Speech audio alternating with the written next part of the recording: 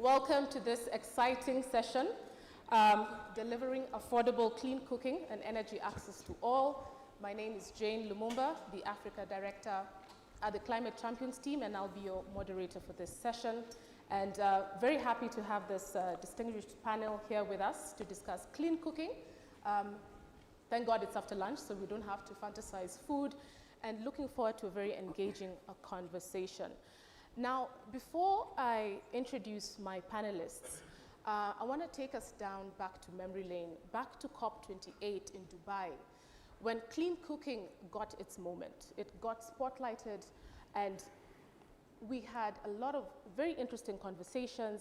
We had the Clean Cooking Alliance, we had the African Development Banks, we had African governments, we had many organizations discussing the importance of clean cooking and its intersection with gender, health, food security.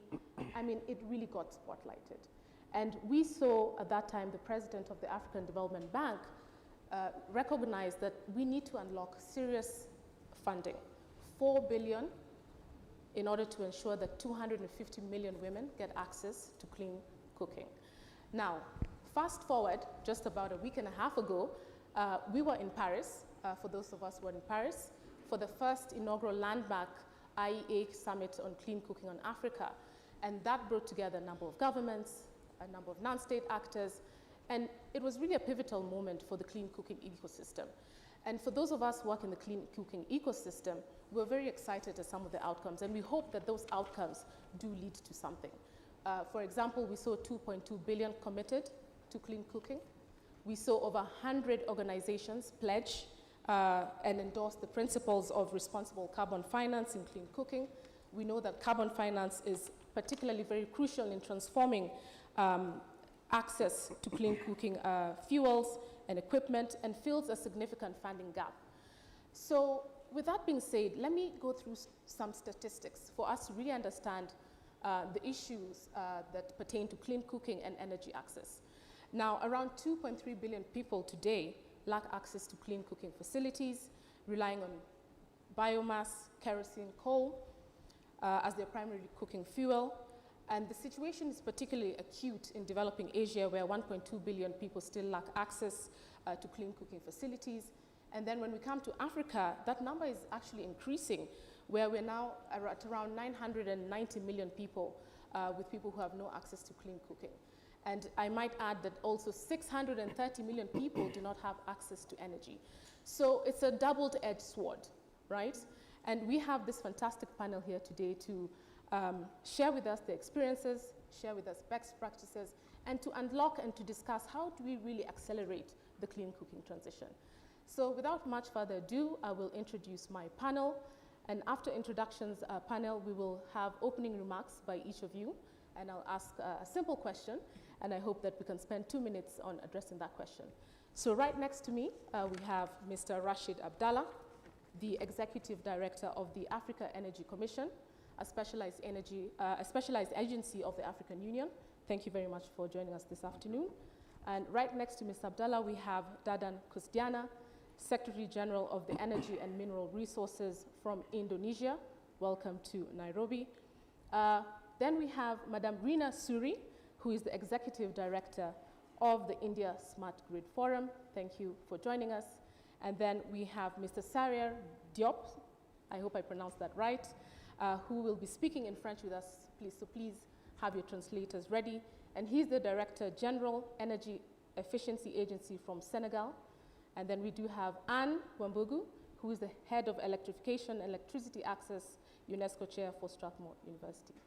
Now, Anne, I'll start with you. 2 minutes, opening remarks. Before we get into clean cooking, we need to discuss energy access. How do we get governments to incentivize private sector investment into clean energy infrastructure so we can accelerate this clean cooking transition? So with respect to, so most of my work in Strathmore, just to give context, is around quality and standards.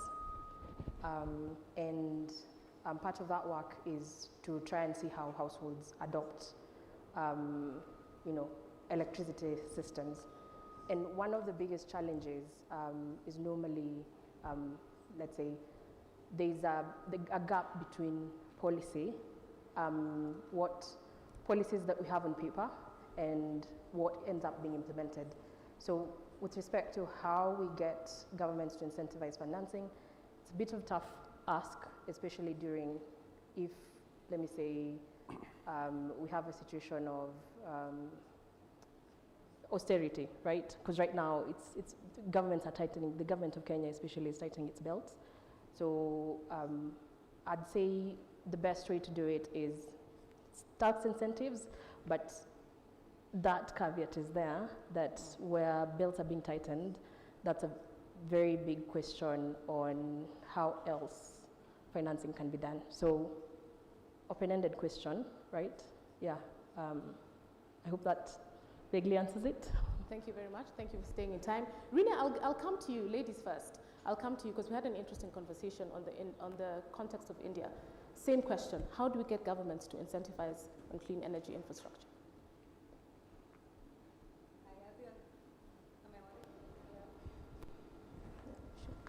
Hello. Yeah. Yeah, hi. A very good afternoon, and at the outset I would like to thank International Energy Agency to have me as part of this esteemed panel, and it's a privilege and honor to be part of this important discussion around, it's the critical discussion around the, giving the clean energy access to all, and having options and policies around clean cooking.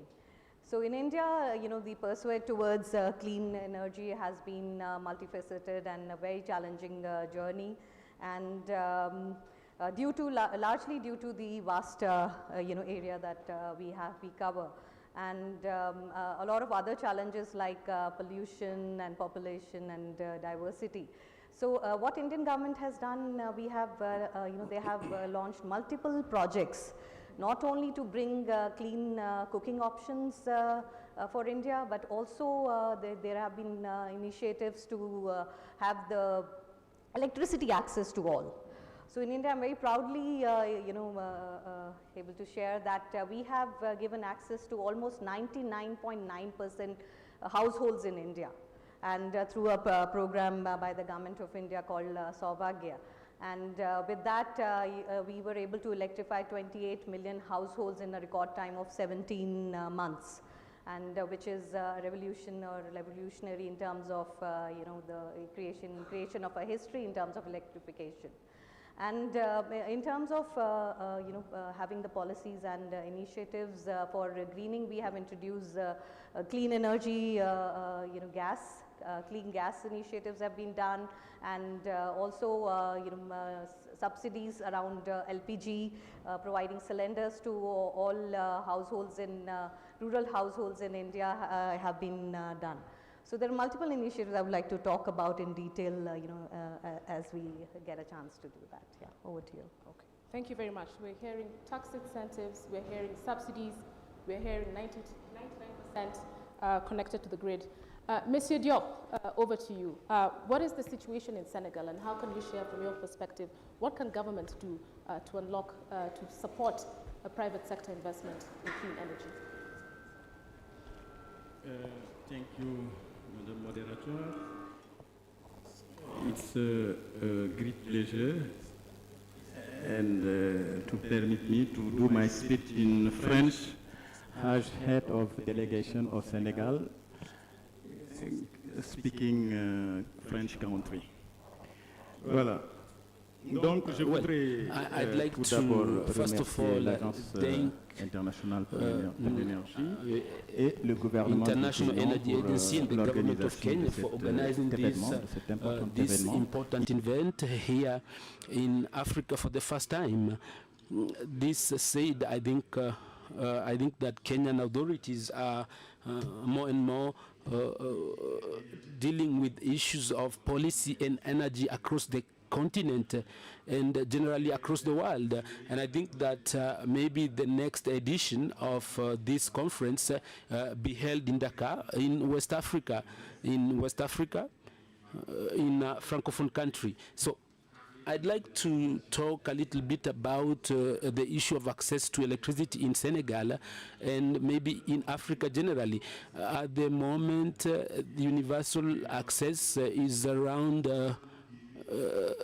78% generally at the national level, and maybe in urban areas more than 85% and 55% in rural areas. And if today, if this looks a little bit higher compared to sub-Saharan Africa, it means that we have to do a lot more in order to ensure that we have access, universal access, and this is a priority of Senegalese authorities. Well, to arrive at this figure, we have a national electricity company which continues to strengthen its grid and production capacity, especially for the last maybe 10 years.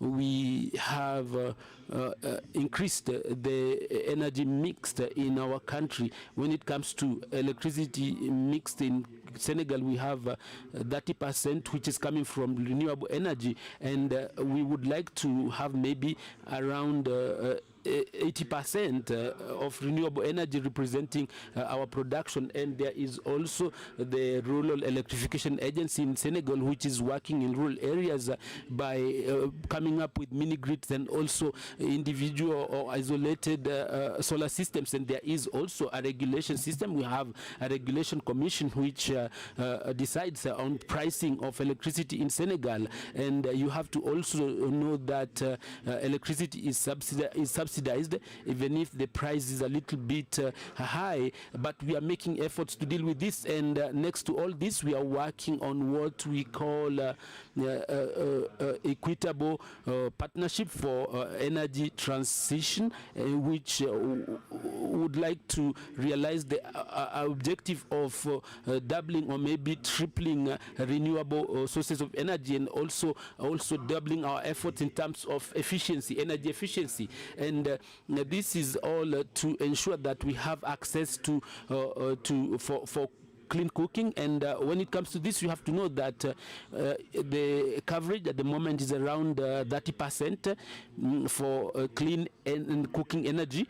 In urban areas, it could maybe move up to 52%, and it's around 30% in rural areas. But when it comes to this clean cooking energy, you have to know that electricity up now is not very dominant, because it is only 1% of this energy, clean cooking energy. But generally in urban areas, I think that we are mostly using LPGs for cooking in urban areas, but we have to also note that in rural areas we are also using a lot of biomass. And on this issue, we are trying to come up with some, as part of our energy efficiency, we are trying to see how we can improve the use, we can reduce the use of biomass by using better cooking stoves and so forth. And apart from this, we are having what we call the National Biogas Program to promote the use of biogas for cooking. And in the pilot phase, around 3,000 projects have been done, and we would like to have around 500,000 facilities in order to meet our needs in terms of clean cooking facilities. I would also like to talk about the issue of energy efficiency, climate and development. And we are trying to exploit our gases, and using this gas, we are going to accelerate universal access to electricity through what we call gas power, which would like to replace everything that is traditional sources of electricity. We would like to have some gas-based plants. And there is also the issue of coming up with a network for distributing gas in order to allow households in rural areas to have access to this gas. And I think that it is possible to access, or maybe to realize this objective of universal access in terms of electricity, but also for modern fuels. And Africa should first of all see itself as somebody that is a continent where we can have solutions. Thank you very much. Now, quickly, gentlemen, 2 minutes, please. I'll go to you, Mr. Kusdania. Yes, please. Yes. Indonesia, what is the government doing? What can be done to unlock more private sector investment into the clean energy sector? 2 minutes, please. Thank you, Jane. Very good afternoon. Before I start, I would like to, first of all, to extend our gratitude to the IEA and also to the government of Kenya for organizing, co-hosting this remarkable event. I would like to mention first that we have started the program of the clean cooking quite long time, in the early of 2000. At the time, we have the program of the converting of kerosene into the LPG. So kerosene at the time was all subsidized by the government, and then we introduced the LPG, which is quite similar with India. We put also subsidy to this kind of program.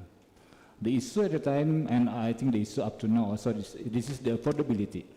That's why the government is not only putting subsidy on the LPG itself, but also providing the subsidy by providing the stove, the LPG in the beginning by free, and then providing the subsidy from time to time. This program actually, from our perspective, quite successful, but then providing another challenge to us. I mean, the demand is from time to time is increasing. It means that the government has to provide more subsidy and subsidy for every year. This is actually the challenge coming to the government. Even though the program is successful from the beginning, probably within 10 years, 10 to 15 years, we successfully converted up to more than 50 million of households using this kind of the LPG.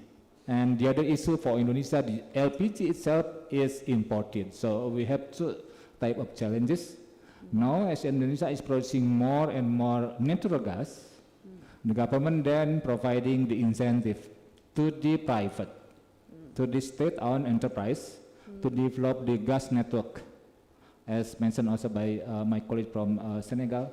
So the government is inviting the stakeholders, the private, the corporation, in order to develop the commercial implementation of gas networking pipeline. So we start this currently with the support of the partially subsidized coming from the government. We have installed around 1 million of the gas network into the cities, into the household.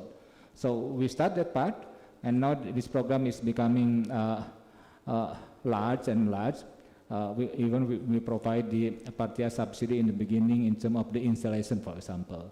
So we're trying to combine the issue of affordability and also the issue of the commerciality. So we are combining that part. The other program that we have developed, I think similar, we start also with biogas, the commercial partially subsidized of biogas. We are agriculture-based country in particular, so we have also huge resources on that part.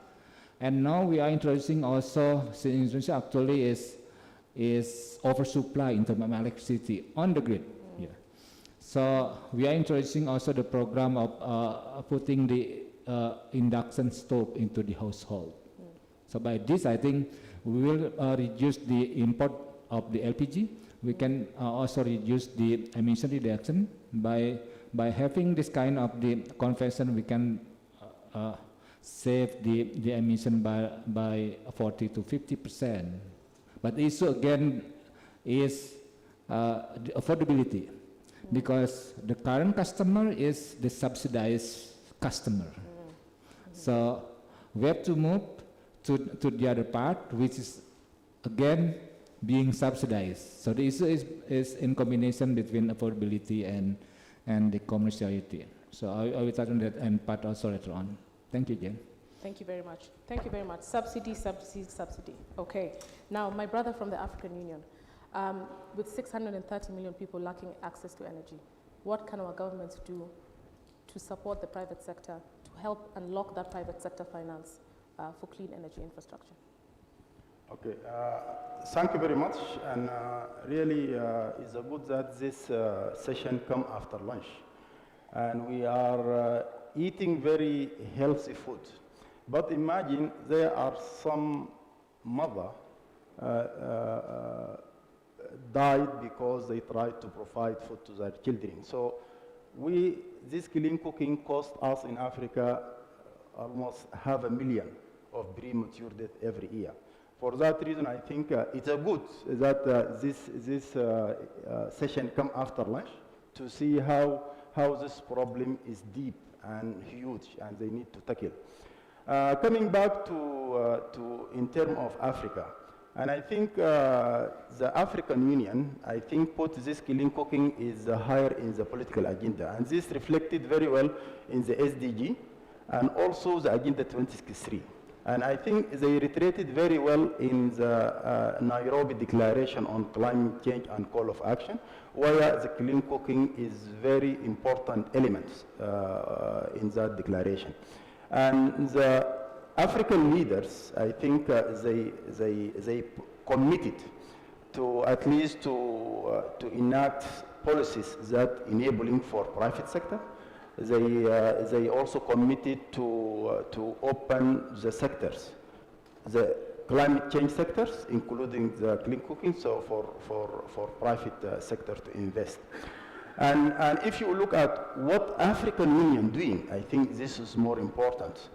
Africa is taking lead in that. We are initiating Africa Clean Cooking Program, and we try to address this challenge in 3 pillars.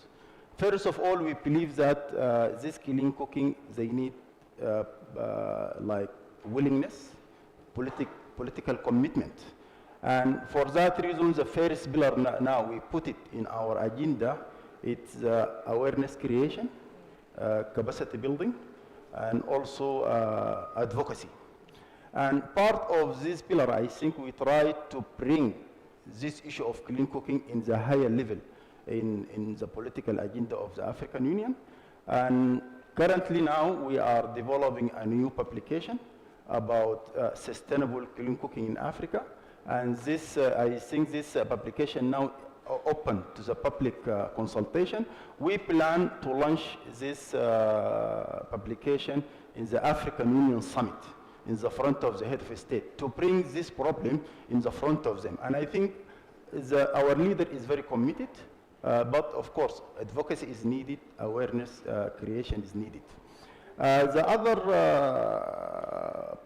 area that we think that we need to intervene is the finance. From where this 4 billion investment every year come from. And from our side, we need to facilitate this investment.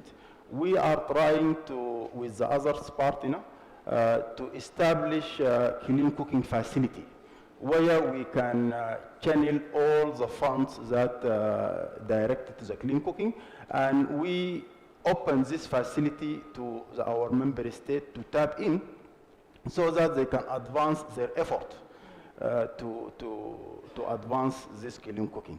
The third area that we are working on is to develop a continental strategy, a regional strategy, and also tailors a strategy for each country, because each country, they have different context. We are cooking different meals, we have different tradition, and also we have different setup, and also we do it with different resources. So no one single solution can fit all.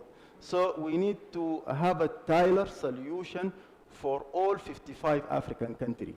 And this is the reason we need to go from continental level to go to the national level, at least to know exactly in each country if they need to attract the investment, public or private, what they need to do in terms of investment, in terms of infrastructure and others. The other area that I need to highlight clean cooking is not, is a part of the energy system. It's not isolated. I see some annotation. They talking about clean cooking is something alone. No, clean cooking should be part of any energy policy in each African member state. Clean cooking should be part of any socio-economic development plan, because imagine if you provide a family with a cylinder, with the LPG facility, but there is no road to bring this gas when there is rain. So you will have a condition that the facility is there, but the fuel is not there. If you need to advance electrical cooking, you cannot do it without you have network.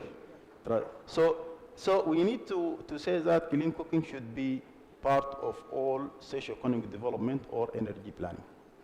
Thank you very much. Thank you very much. And I do like the fact that you said political commitment and a context-based approach. And this will take me back to you, Mr. Kusdania. Indonesia has had quite some experience with clean cooking, as you've said. In 2007, the government launched the Cooking Fuel Conversion Program.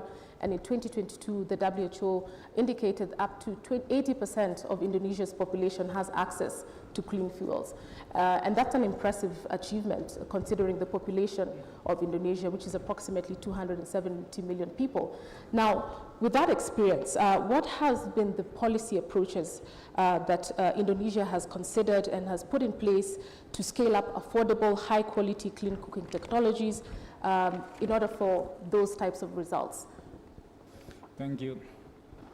Is it on? Yes, thank you. Thank you, Jane. Well, I mentioned already the challenge actually at the end. At the end, we come up with the challenge, but it's also good also for us to see what Indonesia has developed so far in the beginning. As I said, the issue is affordability.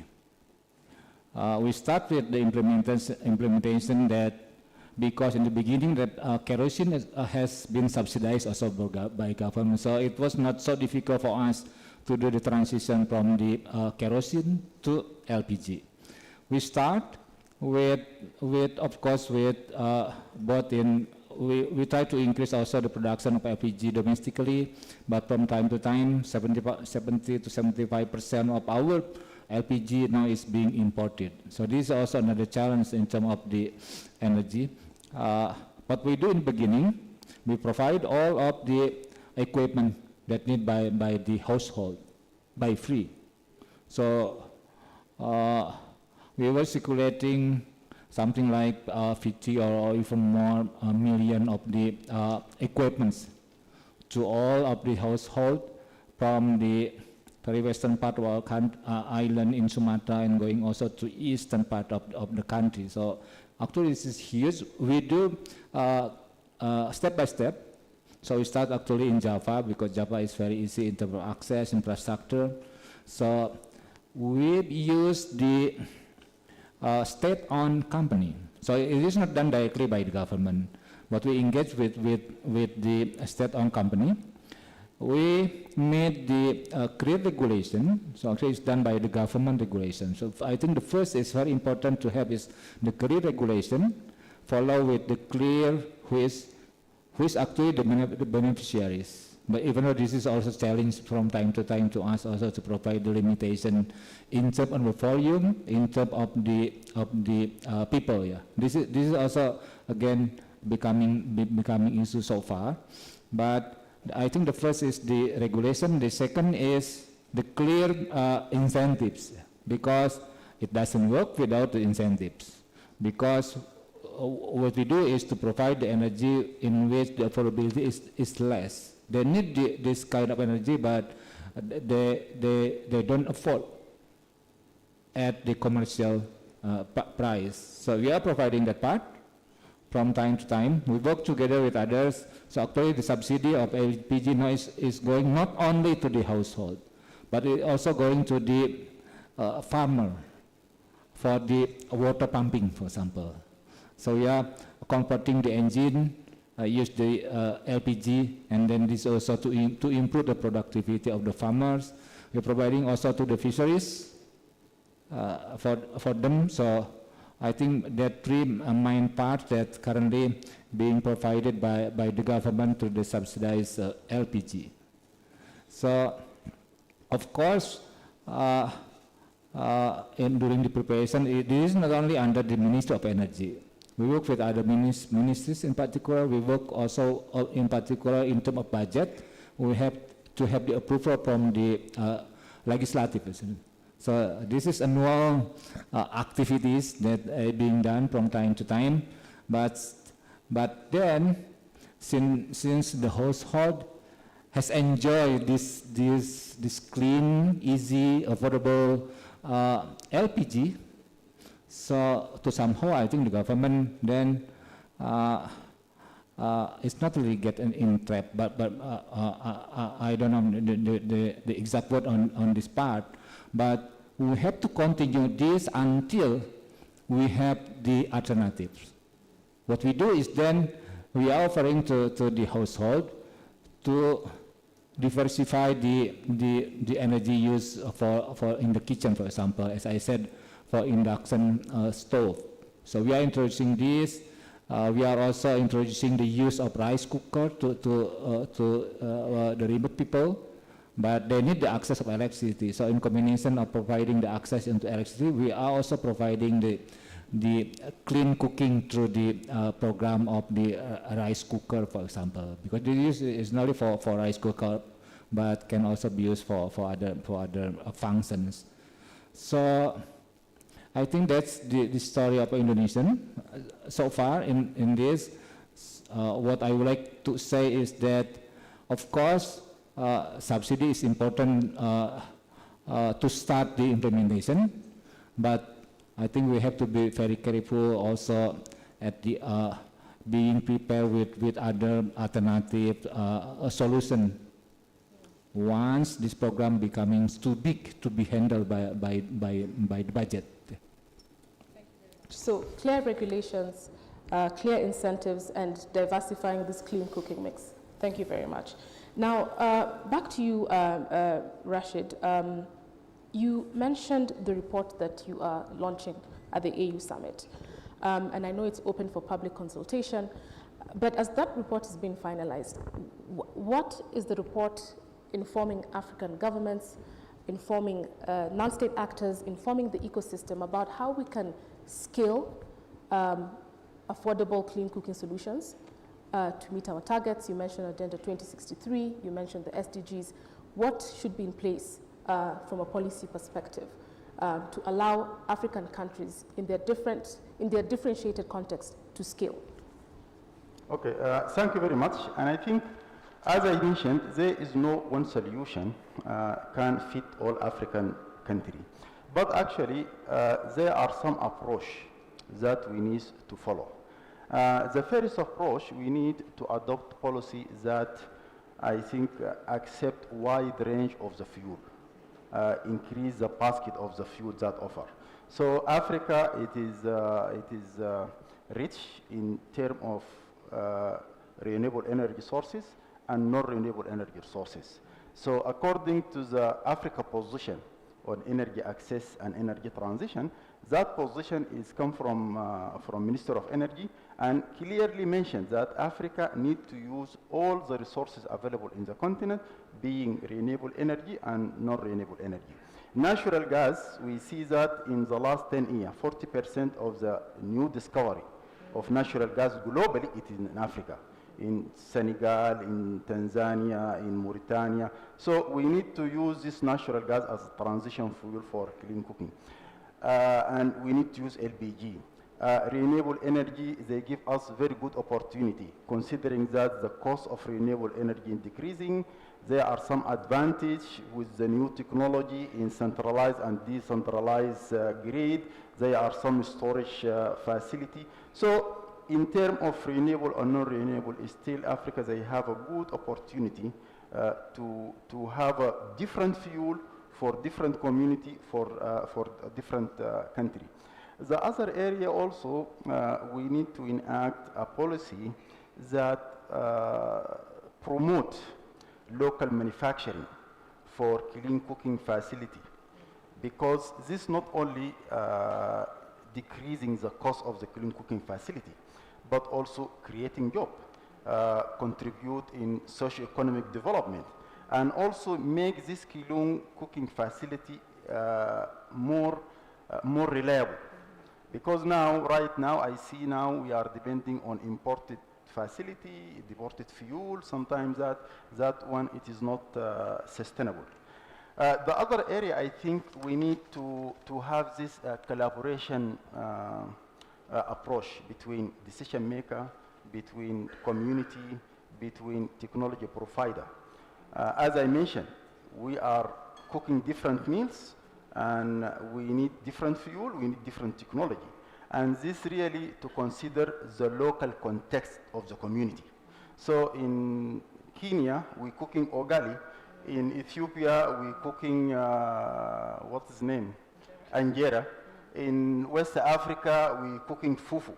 So we need technology and we need fuel suitable for this different kind of food and different kind of cultures. The last but not least, I think we need also, as I mentioned, to not treat this clean cooking as a stand-alone problem, and they need a stand-alone solution. So clean cooking is part of our life. Every day we eat 3 meals. So why this clean cooking is not part of energy plan? Why is not part for any socio-economic development plan? Not only that, even road, how this clean cooking fuel can reach local area. Supply chain, how you can increase supply chain. And of course, many infrastructure need that one. And in conclusion, I think we are not advising, as the African Union or the publication, we are not advising in a specific solution, but we try to advise on a specific approach that accommodate everyone. And I think this is the way that we try to do. And this is the reason, the third pillar of our intervention includes the tailored solution for each country. We need to come to review the context of the country, and then we develop tailored solution for the country. Thank you very much. Thank you very much, Mr. Abdallah, for those remarks. And I hear you on the tiered solution. I hear you on the different contexts. I hear you on ensuring that clean cooking does become part and parcel of the energy conversation and even beyond.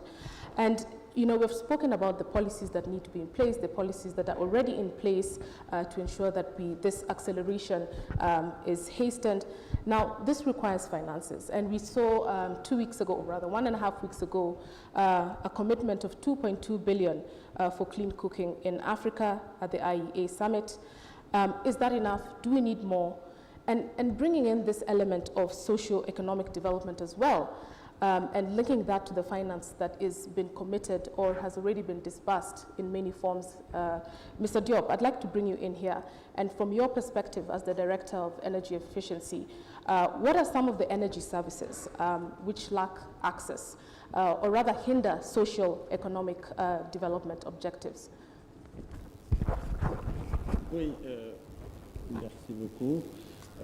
Tout à l'heure, j'avais commencé à dire dans mon speech que l'énergie, le climat et le développement sont étroitement liés. De telle sorte qu'aujourd'hui, quand on n'a pas accès... When you do not have access to energy on a global level, you cannot really talk about development. That is why today, Africa has need so many forms of energy, whether they be renewable or, you know, we need to make a lot of progress. We talked about the Senegal, where we have gotten to 30% and our ambition to get to 40%. But there, we also need to recognize, like Rashid said, that the most important discoveries of gas in the African territory is to prove that we also need that gas, we need that petrol to industrialize ourselves. Because without industrializing, we cannot also talk about development. You can imagine a continent where we do not have exact figures of millions and millions of people who do not have access to electricity and cannot industrialize. This access to power is a necessity for us to be able to get minimal services towards development. The other thing that I would talk about, we can miss all sorts of forms of energy and yet be unable to cook. If we cannot cook, we will not be able to eat. So we must find a way of getting our meals prepared either way. Now, on the other side, when we talk about women and children who are in rural areas, who spend the whole day looking for biomass for it to be used at home, so they are time wasted. There are many who do not go to school. So from this perspective, today, I also said it that Senegal, Africa today has the ambition of using, or even exploiting the gas reserves principally, or also get universal access to energy that is within it, and also this needs to continue. I said that we will not be able to progress, especially in the promotion of domestic biogas, because we also need to be able to provide energy services for cooking. And this should also allow women in the rural areas to also use the residue as a fertilizer in the agricultural sector. And we see it is beneficial. Such at this level, I'd also like to look at the question of financing. I believe that financing is important. I had said it earlier that Africa needs to have a hand on this. We need to know when we talk about the problem of clean or green cooking, it is not just an African problem, but we need to know that it is possible to get access to energies that allow us to have our green cooking, by 2030. On the side, we also need to know the contribution of the African continent when we come to green cooking globally. So far, it's at about 4%. Now, if climate and development are linked, what has left us to that 4 to 6%, we need to accelerate. I am talking of accelerate. We have things that are waiting for us, even as it depends on the transition to the clean energy, so that we could also have proper results, because the action plan, we also attend to that, but alongside that, we need to be more rigorous, thorough, so that we can be able to achieve these objectives. Thank you very much. Merci. I've highlighted. Sorry, you want to add something? Can I add something? Yeah. Thank you very much, Peter. My brother here wants to add something quickly. You can add. Yeah. Just linking to your question about is this 2.2 million sufficient or not? And I think according to the EIA estimation, we need to have 4 billion per year up to 2030. So it is very obvious this amount is not sufficient. But actually, this is what African Union tried to do. This we need to bring to our leader, because not necessarily all this money come from donation. I think donation is not, I can say it is a facilitator, but it's not sustainable.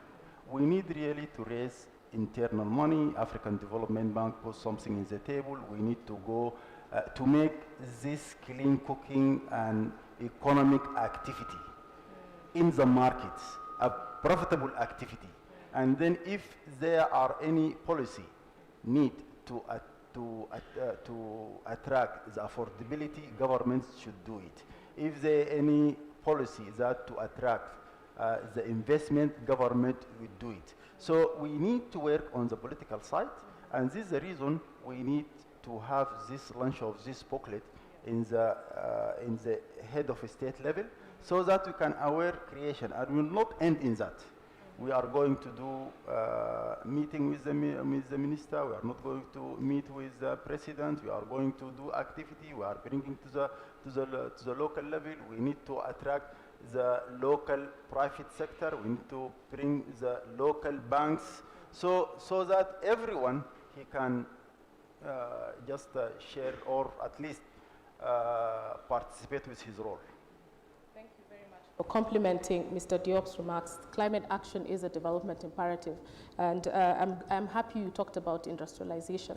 And I'd like to put it this way, that energy access is back on the agenda. We've been talking about tripling renewables, we've been talking about doubling efficiency, but we're still having an issue with access. And so, Rina, I want to come to you. And we are in a continent where I said 630 million people, if not more, as Mr. Diop said, the numbers, we are not sure, lack access to energy. And we know the power of technology, we know what technology can do, and what can we do to harness and unlock scale and access. And so how can new technologies, particularly for power grids, help overcome barriers to energy access in rural communities, but even in urban communities? Thank you, Jane, for that question. It's very, very crucial to ensure, that new technologies support the grid. Like I mentioned about access to energy for all and the huge program that India launched. So not so long ago, out of the 1.3 billion people who lacked access to energy, half of them were residing in India. And with this program, and we've been able to electrify most of the households, at a large scale. But and also, with another program by Government of India, of which I mentioned about city gas distribution to ensure clean energy going to each and every home. However, still this connection for each household for gas, it's not a very it's expensive business proposition, which is about $400 to $500 US per connection that that has to be spent. However, we've been ISGF with its electric cooking white paper. We urge that why not spend a little more, or on the grid strengthening. Now that we are reaching most of the households, we should spend more on the grid strengthening and ensuring that the electrons are flowing, so that the consumers who want to switch to clean cooking through electric appliances, they should be able to utilize that. And that is not going to cost more than maybe less than $100 to strengthen the grid, or to ensure at least 2 to 3 kilowatt of electricity is flowing to each and every household, even the rural sector, so that they can make use of the electric cooking. And so this would not be possible unless new technologies are brought in to strengthen the grid. With they have huge potential, and they play a significant role in ensuring that the electrons flow, and we are able to manage this grid with so many new connections coming in. So some of the key technologies I would like to highlight. One of we have seen that microgrids and off-grid solutions play a key role.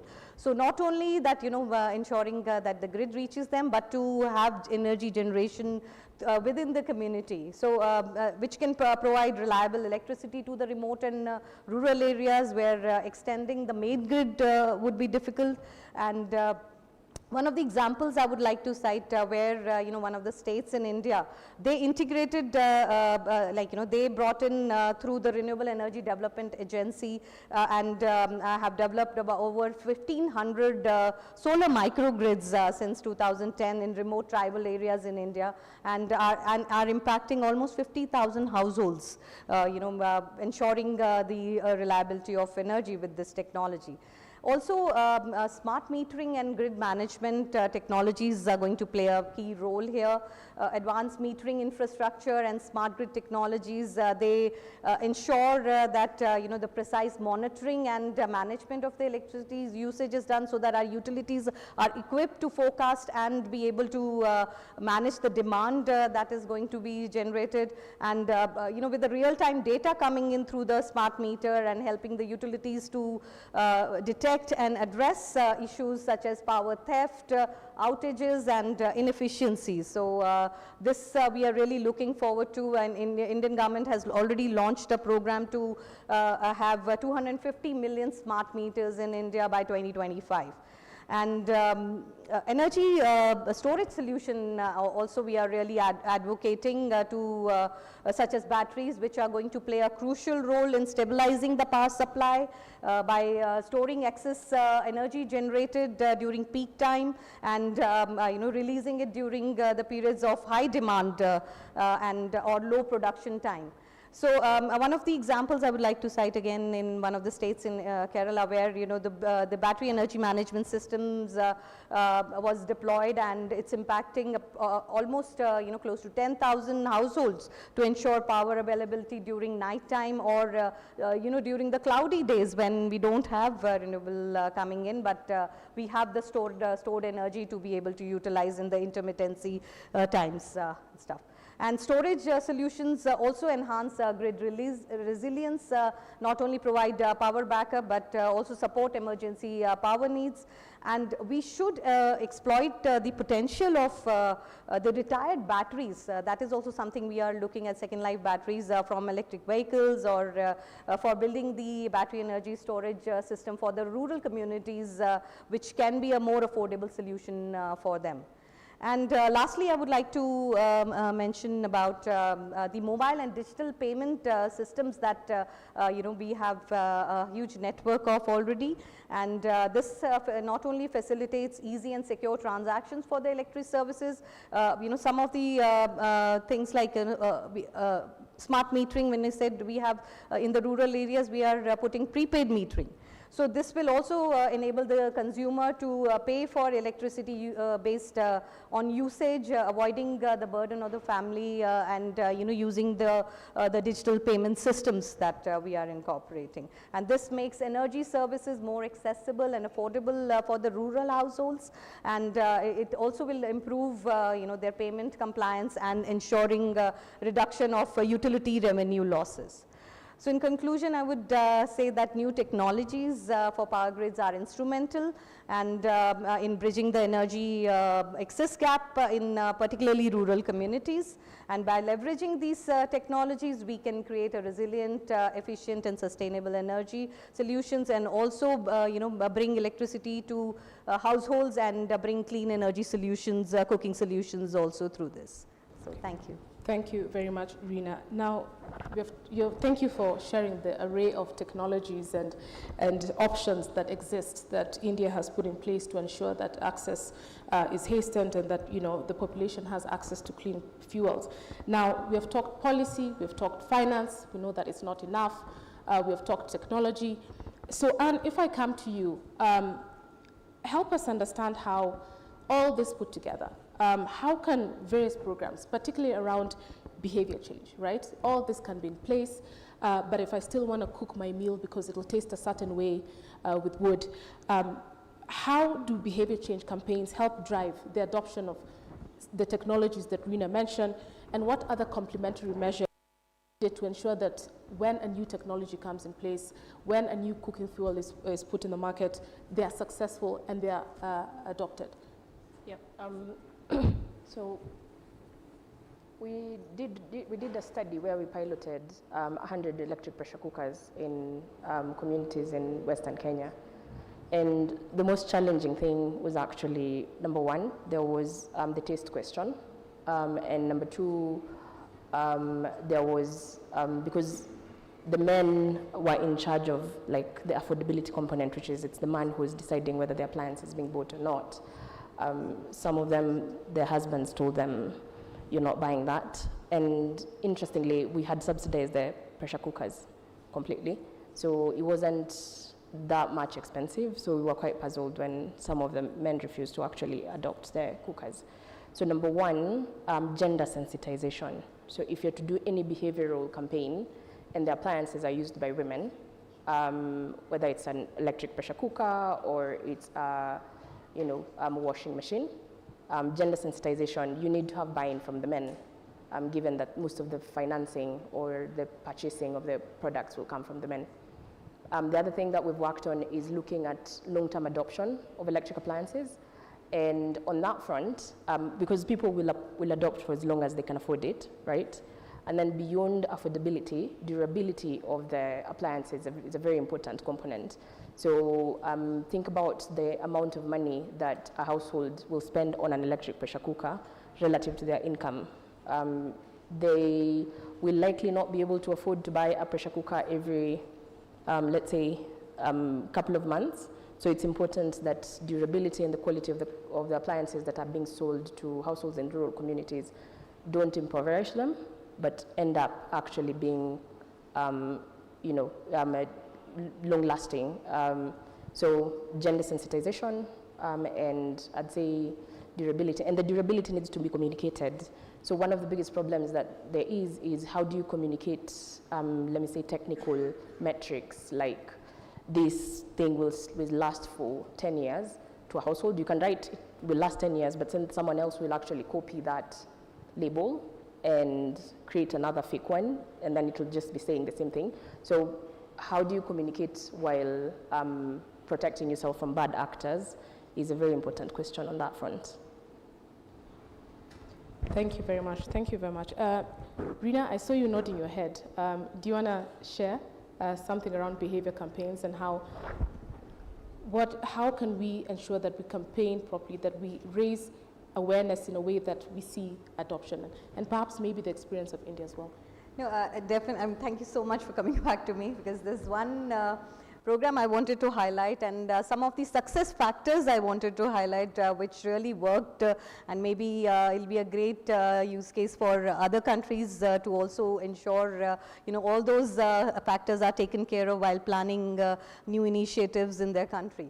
So I talked about, a program by Government of India, which is called Pradhan Mantri Ujjwala Yojana, which is, Ujjwala means bringing brightness to the households. In 2016, it was launched to provide subsidy for and, providing LPG cylinders to the rural households. And, with this scheme, India has over 325 million LPG cylinders, out of which under this scheme 100 million were provided. Almost 80% were given to the rural area, in this. And some of the key factors that have worked is, while designing and developing this scheme, what really worked was, coming out, again, when we talk about new technology, a lot of finance has to, finance plays a key factor, where the subsidies coming from. So the Government of India worked with the oil companies in India, all the major oil companies, to come out with a very innovative financing and a subsidy model, which not only provided the initial subsidy for the connection, but also, as my colleague, my fellow panelists also mentioned, that we have to ensure that it's a sustainable program.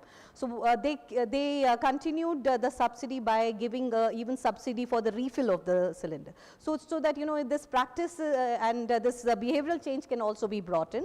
And also, we leveraged technologies and digitalization using the digital platform to ensure that the subsidy reaches the, payment reaches the customer directly, and there are no intermediaries. So the, you could avoid the pilferages that could come into the system. And public-private partnerships were created, so to ensure that we facilitate the distribution of cook stoves also through those partnerships, and they played a key role in ensuring the success. And lastly, as you mentioned, that community engagement was and awareness played a key role, where the behavioral change from the traditional cooking to using the cook stoves. Extensive campaigns across the country were launched, and under another program which brought in, and the community played a key role in ensuring that, all those practices are followed. So all these factors really worked well, and the project was a huge success. So we have to ensure that we have the right policies, right financing models, we leverage the right technologies to be able to deliver, and we have the right partners together, along with the communities playing a key role. Thank you. Very much, and I think we have come to the end of our session. So just to wrap up very quickly, clear regulations, incentives, subsidies, tiered approach, context-based approach, gender sensitization, collaboration, partnerships. Thank you very much to our distinguished panel for availing themselves for this exciting session. Please give a hand to our panelists. Thank you very much. And thank you to the audience for listening, and thank you very much. Good afternoon. Thank you very much. Thank you. Yeah. Thank you very much. Yeah. Thank you so much.